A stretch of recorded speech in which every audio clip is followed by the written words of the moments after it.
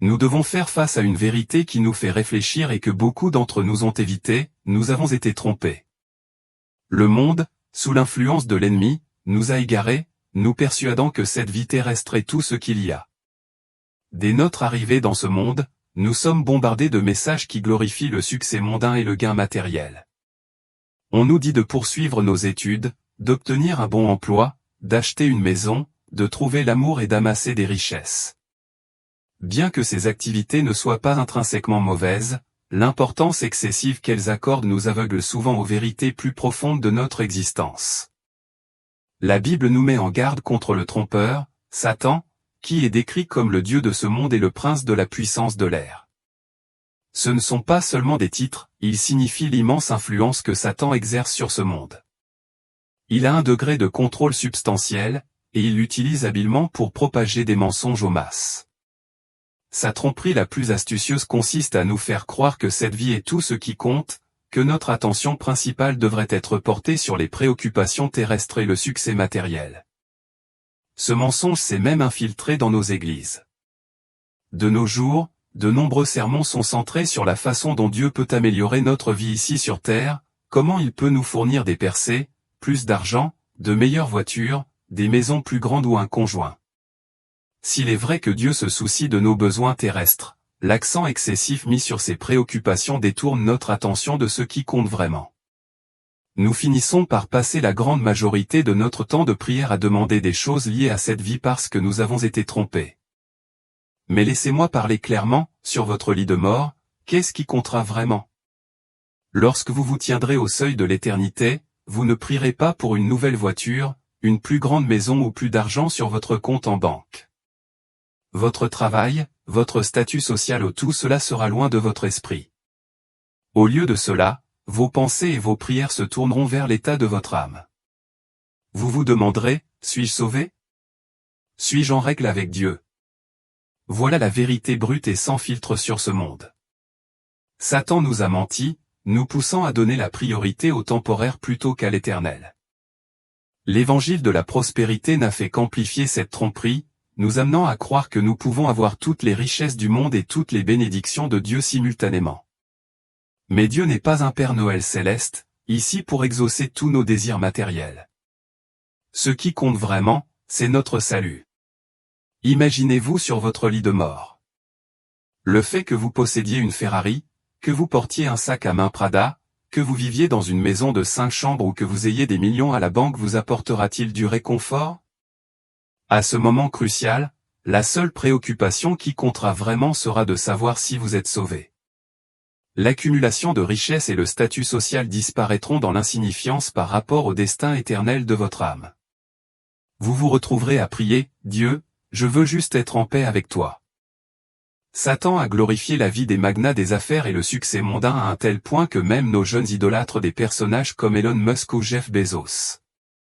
En tant que chrétiens, nous devons atteindre un niveau de maturité où nos prières sont remplies de gratitude pour notre salut, où notre plus grand trésor n'est pas les bénédictions matérielles que nous recevons, mais l'assurance que nous sommes sauvés par la grâce de Dieu. Le monde nous a trompés en nous concentrant sur l'ici et maintenant, mais nous devons tourner notre regard vers l'éternité. La réalité est que cette vie est éphémère. Jacques 4h14 nous rappelle que la vie est un brouillard, ici pour un bref instant puis s'en va. Nous avons un court moment sur cette terre avant d'affronter l'éternité. Dans ce moment final, ce qui comptera n'est pas la richesse que nous avons amassée ou le statut que nous avons atteint, mais notre relation avec Dieu. Jésus lui-même nous a prévenus dans Matthieu 6, 19-21, « Ne vous amassez pas de trésors sur la terre, où les mites et la rouille détruisent, et où les voleurs percent et dérobent. Mais amassez-vous des trésors dans le ciel, où les mites et la rouille ne détruisent pas, et où les voleurs ne percent ni ne dérobent. Car là où est ton trésor, là aussi sera ton cœur. » Notre objectif devrait être d'accumuler des trésors dans le ciel, et non d'amasser des richesses et des biens ici sur terre.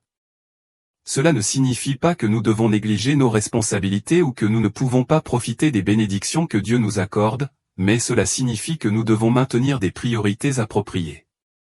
Notre préoccupation principale devrait être notre bien-être spirituel et notre relation avec Dieu, tout le reste devrait être secondaire. Considérez, un instant, le temps que l'Américain moyen passe sur les réseaux sociaux. Les statistiques sont stupéfiantes. L'Américain moyen consacre plus de 2 heures par jour à parcourir, aimer, commenter et partager des contenus sur les réseaux sociaux, soit plus de 700 heures par an. Cette implication massive souligne l'ampleur de la tromperie et la profondeur avec laquelle elle s'est infiltrée dans notre vie quotidienne, détournant notre attention de ce qui compte vraiment. Examinons de plus près la façon dont nous passons notre temps sur les plateformes de médias sociaux pour comprendre l'ampleur de cette distraction. Facebook reste l'une des plateformes les plus populaires, offrant une vaste gamme de fonctionnalités et un flux infini de mises à jour. En moyenne, les utilisateurs passent environ 30 minutes par jour sur Facebook, ce qui représente environ 182,5 heures par an par utilisateur. Cet investissement de temps considérable est souvent consacré à l'engagement avec du contenu qui met en avant la réussite matérielle, les réalisations personnelles et les préoccupations mondaines. Instagram, connu pour son interface visuellement captivante et l'influence de personnalités populaires, exige en moyenne 29 minutes par jour de ses utilisateurs. Cela se traduit par environ 176 heures par an, absorbées par des images et des vidéos qui glorifient souvent des modes de vie centrés sur les apparences et les possessions. WhatsApp, bien qu'étant avant tout une application de messagerie, capture également notre temps. L'utilisateur moyen passe environ 28 minutes par jour sur WhatsApp, soit un total d'environ 170 heures par an. Les conversations ici tournent souvent autour de préoccupations et de désirs terrestres immédiats. X, anciennement Twitter, avec ses mises à jour rapides et ses actualités en temps réel, mobilise les utilisateurs pendant environ 31 minutes par jour, soit environ 189 heures par an. Bien que cette plateforme puisse être utile pour rester informé, elle nous bombarde également d'un flux constant d'informations et d'opinions, renforçant notre concentration sur le monde présent. Lorsque nous additionnons ces chiffres, il devient frappant de constater à quel point ces plateformes occupent une grande partie de notre vie. Elles sont méticuleusement conçues pour nous maintenir engagés, nous obligeant souvent à donner la priorité à l'ici et maintenant au détriment de notre bien-être spirituel. Cela illustre la puissance du mensonge qu'on nous a vendu, que nos vies et nos préoccupations matérielles sont de la plus haute importance. Imaginez si nous consacrions ne serait-ce qu'une fraction de ce temps à nourrir notre croissance spirituelle et à approfondir notre relation avec Dieu. L'impact pourrait être transformateur. Frères et sœurs, il est crucial de reconnaître cette tromperie pour ce qu'elle est et de reprendre le contrôle de notre temps. Concentrez-vous sur ce qui compte vraiment, votre salut et votre relation avec Dieu. La culture de ce monde est conçue pour nous garder constamment occupés et distraits. Le monde est conçu pour que des gens comme vous et moi soient sans cesse engagés et divertis. Tombez-vous dans ce piège? Êtes-vous trop occupé pour passer du temps avec Dieu? Vous concentrez-vous davantage sur l'immédiat plutôt que sur l'éternel? Laissez-vous les soucis de ce monde vous distraire de votre cheminement spirituel? J'espère que non. Le diable a-t-il réussi à détourner votre attention des questions éternelles vers les préoccupations passagères de ce monde? J'espère que non. En tant que chrétiens, nous devons résister à la culture de ce monde, qui donne la priorité à aujourd'hui et à cette vie plutôt qu'à l'éternel. Satan est un maître de la distraction, l'utilisant comme l'une de ses armes les plus subtiles mais les plus puissantes pour détourner les croyants de leur foi. En ces derniers jours, les distractions sont plus omniprésentes que jamais. Avec un déluge de diversions triviales et de contenus médiatiques incessants, Satan détourne habilement notre attention de Jésus vers les préoccupations mineures et éphémères de notre vie quotidienne. Cette stratégie exploite nos interactions quotidiennes et les médias que nous consommons, nous encourageant à nous concentrer sur le matérialisme, les désirs personnels et les problèmes actuels. Ces distractions peuvent être si captivantes et persistantes qu'elles érodent notre conscience spirituelle, nous laissant moins de temps pour la prière, l'étude de la Bible et d'autres pratiques qui nourrissent notre relation avec le Christ. Je crois fermement qu'il est possible de se laisser distraire et de sombrer dans la ruine éternelle. Je comprends que cela puisse être une dure vérité, mais réfléchissez à ceci, qui vous a dit que vous aviez du temps? Qui vous a assuré qu'il vous restait tout le temps du monde? Pensez Y, qui vous a donné cette garantie? Vous n'avez qu'une seule vie, une seule. Si c'est le cas, pourquoi la gaspilleriez-vous dans des activités qui n'ont aucune valeur éternelle? Votre éternité approche, Pourquoi ne vous y préparez-vous pas?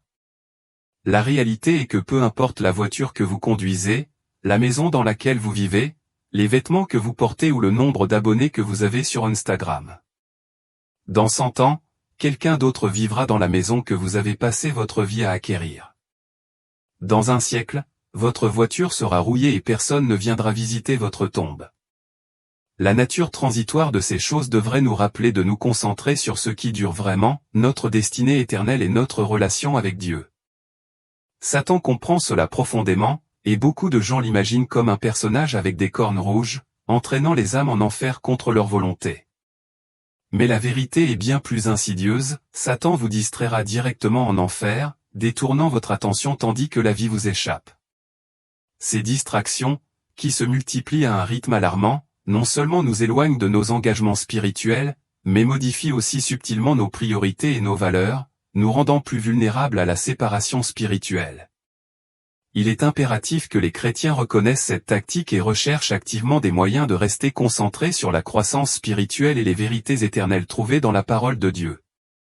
En comprenant la nature de ces distractions et en établissant des limites délibérées, nous pouvons préserver notre dévotion et rester déterminés sur le chemin étroit.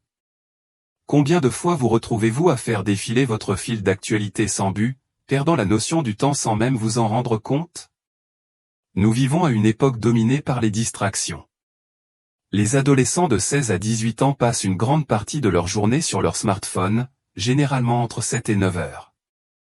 Ils passent leur temps à utiliser les réseaux sociaux, à diffuser des vidéos, à envoyer des SMS et à jouer à des jeux.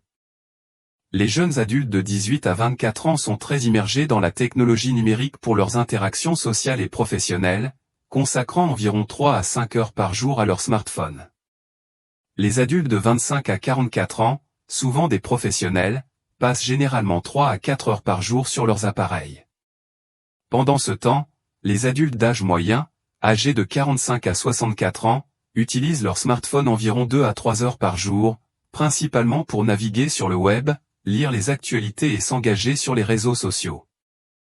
Réfléchissez un instant, à quand remonte la dernière fois où vous avez passé 30 minutes ininterrompues à prier, en dehors de l'église? Nous vivons à une époque où la distraction règne en maître. Je crois fermement que les gens peuvent être distraits jusqu'aux portes de l'enfer. Des vies s'échappent alors que les gens restent collés à leurs écrans. Les hommes et les femmes distraits vieillissent, se concentrant sur des choses qui n'ont finalement pas d'importance. Depuis le milieu des années 2000, les secteurs de la santé et de la beauté connaissent une forte croissance, et d'innombrables manifestations de cette tendance envahissent nos vies. Ce changement met en évidence la façon dont notre attention est continuellement attirée vers des préoccupations superficielles, nous éloignant encore plus de ce qui compte vraiment. L'engouement pour la santé et le fitness, avec sa quête incessante de la jeunesse éternelle et de la perfection physique, révèle une profonde préoccupation pour l'apparence. Cette obsession de la vanité détourne notre attention de la croissance spirituelle et de l'approfondissement de notre relation avec Dieu. L'accent mis sur l'obtention d'un corps idéal et d'une peau parfaite, ainsi que le besoin constant de partager nos images sur les réseaux sociaux, déplace notre attention de l'important vers le superficiel. Malgré les efforts considérables investis pour maintenir ou améliorer notre apparence physique, notre corps est temporaire et ne durera que peu de temps. En revanche, notre âme est éternelle. Bien que prendre soin de notre bien-être physique ne soit pas intrinsèquement mauvais, cela ne devrait jamais se faire au détriment de notre santé spirituelle. Il est crucial de trouver un équilibre entre nos activités physiques et nos besoins spirituels. Notre objectif principal doit être de nous concentrer sur ce qui compte vraiment d'un point de vue éternel. Les réseaux sociaux et les téléphones portables, bien que précieux outils de communication nous permettant de rester en contact avec nos proches à distance, peuvent également devenir des distractions importantes. Bien que je n'utilise pas moi-même les réseaux sociaux, je constate l'impact qu'ils ont sur mes enfants et mes petits-enfants. Pour beaucoup, la dernière action avant de dormir et la première au réveil consiste à consulter leur téléphone ou à faire défiler les réseaux sociaux. Demandez-vous si ces appareils sont devenus des obstacles à la concentration sur Jésus. Dans un monde débordant de distractions, d'innombrables forces cherchent à nous éloigner du Seigneur. Imaginez, un instant, comment votre relation avec Dieu pourrait se transformer si vous consacriez 50% du temps que vous passez sur les réseaux sociaux à la prière ou à la lecture de la Bible aux pieds de Jésus? Comment votre vie pourrait-elle changer? Demandez-vous, votre cœur bat-il pour Jésus-Christ? Votre passion est-elle dirigée vers le Seigneur? Vos yeux sont-ils fixés sur lui? Ces questions nous invitent à réfléchir à nos priorités et nous mettent au défi d'aligner nos habitudes quotidiennes sur une connexion profonde et durable avec Dieu. La vie chrétienne commence et se termine par le regard porté sur Jésus. Cependant, entre le début et la fin, d'innombrables distractions rivalisent pour attirer notre attention et notre amour pour le Christ. En moyenne, les gens passent environ 2 heures par jour sur les réseaux sociaux, en plus du temps passé à regarder la télévision ou à diffuser du contenu en streaming. Les distractions sont une réalité omniprésente dans nos vies. Je ne dis pas que nous ne devrions jamais regarder nos émissions de télévision préférées ou utiliser les plateformes de médias sociaux. Ce que je demande, c'est ceci: avez-vous perdu votre amour pour le Christ? Pour certains d'entre nous, nous devons faire face à la vérité selon laquelle nos vies ne reflètent peut-être pas que Jésus est notre premier amour. Ce message peut être difficile, mais il est délivré en pensant à votre bien-être. La Bible nous met en garde contre les distractions des derniers jours. Dans 2 Timothée 3:4, il est écrit: « Les hommes aimeront le plaisir plutôt que Dieu ». Dans ce contexte, le plaisir représente une distraction profonde et dangereuse. On trouve du plaisir dans la fornication, l'adultère, l'immoralité sexuelle, la discorde, la recherche de la vengeance et la consommation de drogue et d'alcool. Ces plaisirs du péché sont trompeurs parce qu'ils sont éphémères et finalement insatisfaisants. Considérez ce verset, 1 Timothée 5:6 déclare: « Mais celle qui vit dans les plaisirs est morte quoique vivante. » Le plaisir dérivé du péché est temporaire et trompeur. Il nous distrait de nos engagements spirituels. Souvent, lorsque quelqu'un décide de prendre sa relation avec Dieu plus au sérieux, une distraction tentante, comme un intérêt romantique, peut soudainement apparaître. Lorsque nous accordons la priorité au désir de notre corps physique par rapport aux exigences de l'esprit, nous adoptons une religion du plaisir. La Bible indique clairement que les exigences de l'esprit s'opposent aux appétits de la chair. Pour obéir et nous soumettre à l'Esprit de Dieu, nous devons discipliner notre corps. Nous ne pouvons pas satisfaire les désirs de la chair et plaire à Dieu en même temps. Lorsque nous donnons la priorité à nos désirs charnels et que nous recherchons le plaisir comme objectif principal, nous pratiquons une religion du plaisir. Le seul langage que la chair comprend est le plaisir. Mais comme le révèle 1 Timothée 5:6, celle qui vit dans les plaisirs est morte quoique vivante. Dans ce passage, le « plaisir » fait référence au luxe excessif, à l'indulgence et à un état de manque. Nous devons nous efforcer d'équilibrer nos besoins et désirs physiques avec nos engagements spirituels, en veillant à ce que notre dévotion à Dieu reste notre objectif principal. Avant de s'adresser à Timothée, Paul s'est concentré sur la manière de guider les vraies veuves dans leur dévotion à Dieu, en mettant l'accent sur une vie de consécration totale. Après cela, Paul a fait une déclaration frappante: « Toute femme qui se livre à l'immoralité sexuelle est spirituellement morte même si elle est physiquement vivante. » Ce principe s'applique également aux hommes. Un homme consumé par la convoitise et la poursuite du plaisir est également spirituellement mort, même s'il est vivant dans son corps. Le plaisir, sous ses nombreuses formes, constitue une distraction majeure de la concentration spirituelle. En ces derniers temps, un nombre croissant de personnes se sont laissées piéger par des indulgences pécheresses. En tant que croyants, notre vocation est de fixer fermement nos yeux sur Jésus et de résister à toute séduction qui cherche à détourner notre attention. Nous devons être vigilants pour éliminer tout ce qui nous distrait de notre amour pour Dieu. Nous devons lui donner la priorité avant tout.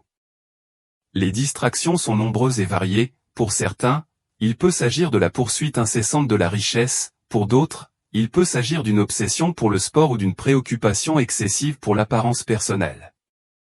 Il est essentiel de se concentrer sur ce qui compte vraiment et de ne pas gaspiller notre vie dans des préoccupations éphémères. Il n'y a qu'une seule priorité essentielle, notre dévotion à Dieu. Le monde qui nous entoure est méticuleusement conçu pour nous garder perpétuellement occupés et distraits. La culture dans laquelle nous vivons encourage une activité incessante, nous éloignant toujours plus de la pleine conscience spirituelle. Il est facile de se laisser prendre dans le tourbillon des activités quotidiennes et de perdre de vue les vérités éternelles. Vous vous trouvez trop préoccupé par les questions du monde, laissant peu de place à Dieu. Vous concentrez-vous davantage sur le présent immédiat plutôt que sur les valeurs éternelles? Les soucis de ce monde empiètent-ils sur votre paix spirituelle? Permettez-vous au diable de détourner votre attention des préoccupations célestes vers les distractions terrestres? En tant que chrétiens, nous devons résister à la culture du monde, qui met l'accent sur l'ici et maintenant au détriment de l'éternité. De nombreux chrétiens croient que nous vivons à la fin des temps, interprètent les prophéties bibliques comme se déroulant en temps réel et trouvent l'urgence et les preuves convaincantes. 4 raisons importantes suggèrent que nous pourrions effectivement vivre la fin des temps, la 4e raison étant la plus flagrante et la plus significative. Première raison, la construction du 3e temple. La construction du 3e temple est un élément central de la prophétie de la fin des temps, représentant une étape importante dans le déroulement des prédictions bibliques. Ce 3e temple fait référence à la reconstruction prophétisée du Saint-Temple de Jérusalem, après le premier temple construit par Salomon et le 2e temple, qui a été reconstruit après l'exil babylonien. Les 2 temples précédents étaient au cœur du culte juif et leur destruction a marqué des événements profonds dans l'histoire juive. Le 3e temple attendu devrait jouer un rôle essentiel à la fin des temps, comme le prédisent plusieurs passages bibliques clés. L'importance du 3e temple est soulignée dans des textes prophétiques tels que Daniel 9h27, Matthieu 24h15 et 2 Thessaloniciens 2h4. Ces écritures parlent de l'Antéchrist comme étant l'abomination de la désolation, en s'érigeant en Dieu dans le temple. Cet acte est décrit comme un signe crucial de l'approche de la fin des temps, marquant un tournant important dans la chronologie prophétique. Ces dernières années, des efforts notables et délibérés ont été déployés pour préparer ce projet monumental. L'Institut du Temple, une organisation juive engagée dans la reconstruction du Temple, a fait des progrès impressionnants. Ils ont élaboré des plans détaillés et créé des objets rituels essentiels, notamment une menorah fabriquée à partir de 95 livres d'or pur, ainsi que divers récipients en cuivre, en or et en argent. De plus, ils ont produit des vêtements sacerdotaux et ont investi des efforts considérables dans la formation des prêtres, Kohanim, pour le futur service du temple. Cette formation consiste à effectuer des cérémonies du temple avec des récipients rituels et à construire un autel portable qui pourrait être assemblé sur le mont du temple lorsque le moment sera venu. La construction du 3e temple prend de l'ampleur et son achèvement représenterait un accomplissement monumental de la prophétie de la fin des temps. L'existence même de ces préparatifs signifie une concordance significative avec les prédictions bibliques, ce qui conduit beaucoup à croire que nous approchons effectivement de la fin des temps. Les activités de l'Institut du Temple ne sont pas de simples gestes symboliques, ce sont des étapes concrètes vers la réalisation de prophéties anticipées depuis des siècles. Cette urgence est palpable chez ceux qui suivent de près ces développements. De plus, l'anticipation entourant le 3e temple est encore amplifiée par l'intérêt et le soutien croissant de divers groupes chrétiens à travers le monde. De nombreux chrétiens évangéliques considèrent la reconstruction du temple comme un précurseur essentiel de la seconde venue du Christ. Cette croyance a conduit à un soutien financier et politique substantiel pour les efforts de reconstruction du temple. La convergence des facteurs religieux, politiques et sociaux fait de la construction du 3e temple non seulement un espoir lointain mais une réalité tangible à l'horizon. Deuxième raison, le décor est planté pour l'Antéchrist. Les avancées technologiques et sociétales de notre époque créent un environnement remarquablement adapté à l'émergence de l'Antéchrist, comme le décrit Apocalypse 13. Ce personnage prophétisé devrait exercer un pouvoir et un contrôle sans précédent, un scénario de plus en plus plausible en raison des développements technologiques modernes. Notre monde est plus interconnecté que jamais, un fait souligné par les récentes perturbations informatiques mondiales, telles que celles causées par CrowdStrike. Cet incident a révélé la vulnérabilité et l'interdépendance de nos systèmes, montrant comment une seule perturbation peut avoir des conséquences à grande échelle dans plusieurs secteurs. Ce haut niveau d'interconnexion ouvre la voie à un personnage comme l'Antéchrist qui exercera un contrôle mondial quasi instantané. La poussée en faveur des identités numériques et des monnaies numériques dans divers pays laisse entrevoir le type de contrôle centralisé que l'Antéchrist est censé exercer. Par exemple, les récentes annonces du discours du roi au Royaume-Uni révèlent les plans du gouvernement pour introduire des identités numériques. De telles avancées indiquent une évolution vers un système où les identités et les transactions financières des individus pourraient être surveillées et régulées à partir d'un point central. Dans ce scénario, la surveillance omniprésente va au-delà de la simple identification et du suivi financier. Chaque facette de la vie quotidienne est scrutée, du matin au soir. Les appareils et les maisons intelligents capturent les conversations et les mouvements, garantissant que rien n'échappe à l'attention. Les espaces publics sont équipés de systèmes sophistiqués de reconnaissance faciale, rendant l'anonymat presque impossible. Les réseaux de transport suivent chaque trajet, que ce soit en voiture, en train ou même à pied, grâce à un large éventail de caméras et de capteurs. Le développement et l'intégration rapide de technologies telles que l'intelligence artificielle, la blockchain et les systèmes biométriques s'accélèrent à un rythme extraordinaire. Ces technologies offrent non seulement un certain confort, mais elles renforcent également la capacité des gouvernements et des entreprises à surveiller et à influencer le comportement individuel. Le passage mondial vers des sociétés sans argent liquide et des monnaies numériques ajoute une autre dimension critique à ce paysage. Grâce aux monnaies numériques, chaque transaction peut être tracée et réglementée, ce qui fournit à l'Antéchrist un outil idéal pour exercer un contrôle sur l'économie mondiale. Le concept d'un gouvernement mondial unifié est de plus en plus plausible étant donné le climat politique actuel. Des organisations internationales telles que les Nations Unies et le Forum économique mondial promeuvent une plus grande coopération et une meilleure gouvernance mondiale. L'idée d'un leader mondial capable de résoudre les crises mondiales et d'apporter la paix et la stabilité devient de plus en plus attrayante dans un monde en proie à des conflits et à des incertitudes. Lorsque l'Antéchrist apparaîtra, il ne lui faudra pas des décennies pour établir sa domination, l'infrastructure est déjà en place. L'ère numérique, avec son accent sur la surveillance et le contrôle des données, offre une toile de fond parfaite pour l'accomplissement de ses avertissements prophétiques. Cette préparation du système mondial suggère à beaucoup que nous vivons effectivement à la fin des temps. Les conditions décrites dans la Bible pour la montée de l'Antéchrist se déroulent sous nos yeux. La pandémie récente a également démontré la rapidité avec laquelle la gouvernance mondiale peut être mise en place. L'imposition rapide de mesures de confinement et de restriction de voyage a montré comment les gouvernements peuvent exercer un contrôle étendu sur leur population. La volonté du public de se conformer à ces mesures, souvent au nom de la sécurité, révèle comment un scénario similaire pourrait se produire sous le règne de l'Antéchrist. L'infrastructure de surveillance et de contrôle de masse, y compris les applications de traçage des contacts et les passeports de santé numériques, a été mise en place, ouvrant la voie à la montée au pouvoir de l'Antéchrist. Raison 3, le mal est désormais bon et la question de la programmation prédictive. Le changement radical des valeurs sociétales, associé au rôle des médias dans cette transformation, constitue un indicateur significatif de la fin des temps. Ce qui était autrefois considéré comme mauvais est de plus en plus présenté comme bon.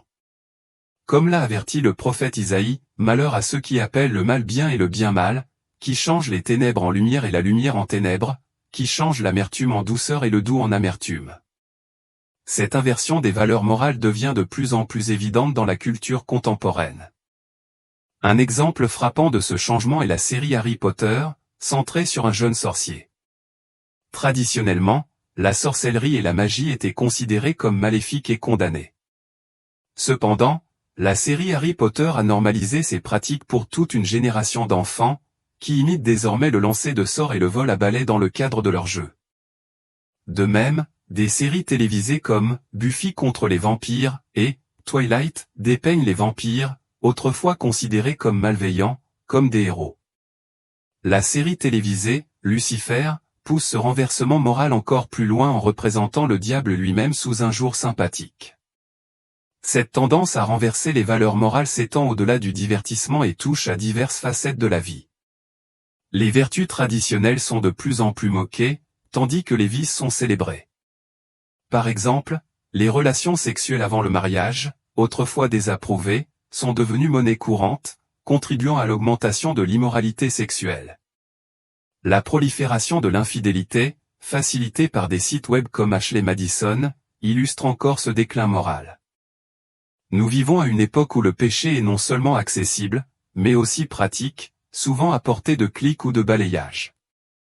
Les médias jouent un rôle crucial dans la formation et la transformation des attitudes sociétales envers la moralité. Il est devenu courant que la musique populaire, les films et les émissions de télévision glorifient la consommation de drogue, la promiscuité et la violence, en présentant ces comportements comme acceptables, voire souhaitables. Cette transformation n'est pas seulement le reflet de l'évolution des normes sociales, mais est perçue par beaucoup comme un effort délibéré visant à saper les valeurs morales traditionnelles et à désensibiliser la société au péché. La programmation prédictive est un autre aspect important de ce changement culturel. Cette théorie suggère que les médias de masse sont utilisés pour préparer le public aux événements futurs, en les rendant plus plausibles. Bien que controversé, il existe des exemples frappants qui donnent du crédit à cette théorie. Par exemple, le film Netflix, Leave the World Behind, produit par Barack et Michelle Obama, présente le scénario d'une mystérieuse panne d'électricité conduisant à l'effondrement de la société.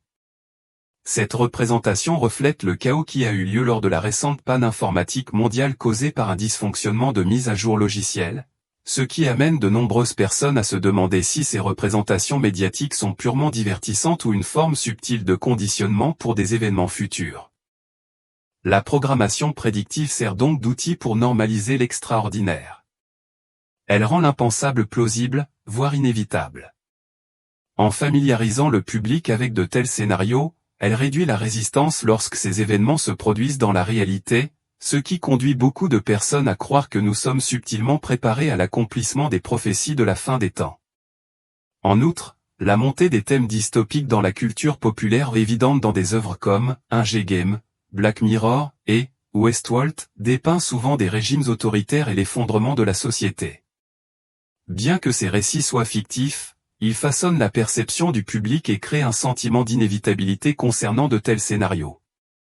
Cela, à son tour, peut amener les gens à mieux accepter un contrôle et une surveillance accrue du gouvernement, les considérant comme des mesures nécessaires pour empêcher le chaos. Quatrième raison, la grande apostasie.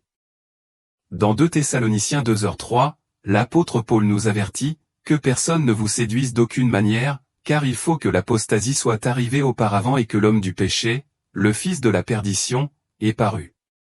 Le terme « apostasie » est traduit du mot grec « apostasie », qui désigne une rébellion ou un départ. Ce terme a suscité un débat important parmi les érudits bibliques. Certains l'interprètent comme une apostasie généralisée parmi ceux qui suivaient autrefois Dieu, tandis que d'autres le voient comme une rébellion plus large contre l'autorité divine.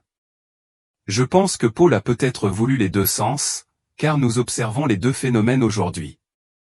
Nous assistons à un déclin spectaculaire de l'adhésion chrétienne et des valeurs morales.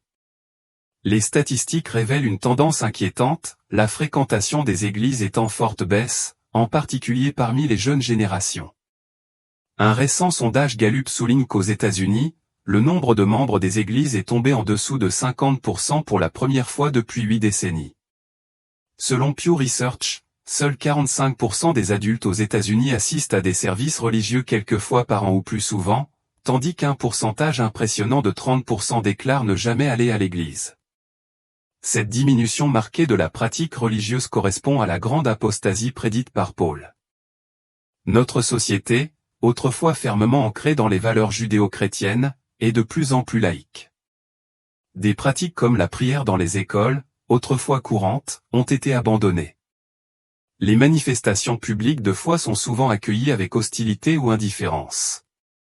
Ce renoncement à l'engagement spirituel n'est pas seulement un changement culturel, mais un signe prophétique profond. Notre nation, qui vénérait autrefois la Bible, le livre même qui nous met en garde contre l'antéchrist et la marque de la bête, la rejette de plus en plus comme étant sans intérêt ou dépassée. Ce mépris croissant pour les Écritures laisse les gens dans l'ignorance et la méfiance face aux tromperies spirituelles qui les attendent. À mesure que la nation s'éloigne des vérités bibliques, elle devient plus vulnérable aux mensonges de l'antéchrist. Sans la direction morale et spirituelle fournie par les Écritures, les individus sont plus sensibles aux faux enseignements et à l'attrait d'un leader charismatique promettant la paix et la prospérité. La Bible nous met en garde contre les tactiques de l'antéchrist et la marque de la bête, mais ces avertissements sont souvent ignorés ou ridiculisés par une société qui ne valorise plus ou ne comprend plus les prophéties bibliques. Cette ignorance ouvre la voie à une tromperie généralisée. Lorsque l'Antéchrist apparaîtra, offrant des solutions aux problèmes urgents du monde, beaucoup seront facilement influencés en raison de leur manque de discernement enraciné dans la parole de Dieu. La décadence morale et le rejet des principes bibliques créent un terrain fertile pour les tromperies de l'Antéchrist.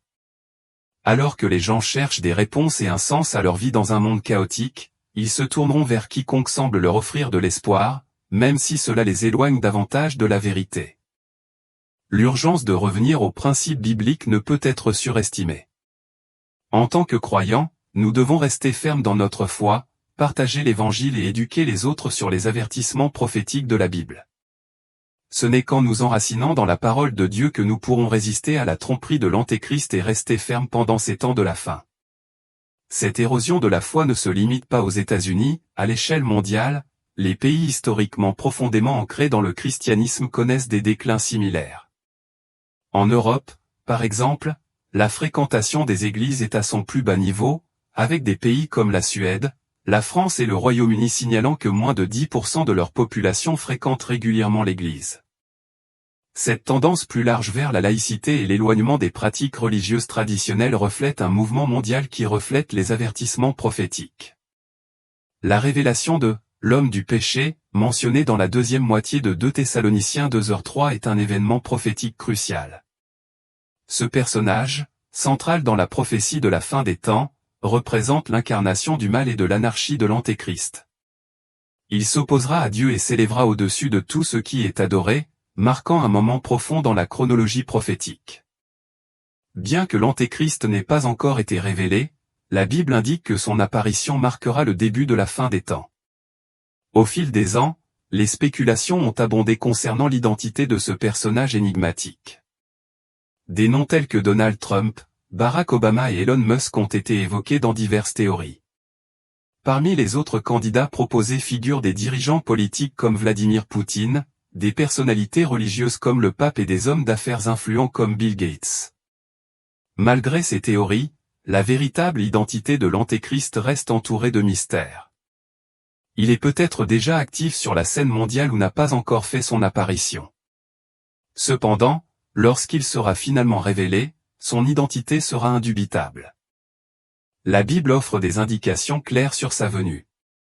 L'Antéchrist accomplira des signes et des prodiges, trompera beaucoup de gens et établira un règne mondial caractérisé par la terreur et l'oppression. Son arrivée marquera le début d'une période de tribulation sans précédent, décrite dans le livre de l'Apocalypse comme une période de grande détresse et de souffrance. Cette ère imminente sera un tournant important dans l'histoire de l'humanité, avec des conséquences désastreuses pour ceux qui ne sont pas préparés. L'urgence de cette prophétie est profonde. La montée de l'Antéchrist signalera la conclusion imminente de l'histoire humaine telle que nous la comprenons. Le monde moderne, avec ses avancées technologiques et sa centralisation croissante du pouvoir, crée un environnement idéal pour la montée de l'Antéchrist. La prévalence des identifiants numériques, des systèmes de surveillance étendus et de l'interconnexion mondiale permettent à un individu d'exercer un contrôle sur la planète entière. La poussée mondiale vers les monnaies numériques et les sociétés sans argent liquide s'aligne sur la prophétie biblique d'un système où personne ne peut acheter ou vendre sans la marque de la bête. Les événements récents ont démontré avec quelle rapidité et efficacité les gouvernements peuvent mettre en œuvre des confinements, des restrictions de voyage et des mandats sanitaires avec une résistance minimale de la part du public. Cette conformité a créé un précédent quant à la rapidité avec laquelle l'Antéchrist pourrait établir son règne. L'infrastructure de surveillance et de contrôle de masse est déjà en place, prête à être exploitée par une figure d'une malveillance sans précédent. À la lumière de ces développements, la Bible appelle à la vigilance et au discernement. En tant que croyants, nous devons rester fermes dans notre foi, reconnaître les signes des temps et nous préparer aux défis qui nous attendent. L'apparition de l'Antéchrist sera un moment décisif de l'histoire, qui distinguera ceux qui restent fidèles à Dieu de ceux qui sont trompés par les charmes du monde. Il est essentiel de rester vigilant et ancré dans la vérité de Dieu, de veiller à ne pas nous laisser influencer par les tromperies à venir et d'être prêt à affronter les épreuves de la fin des temps.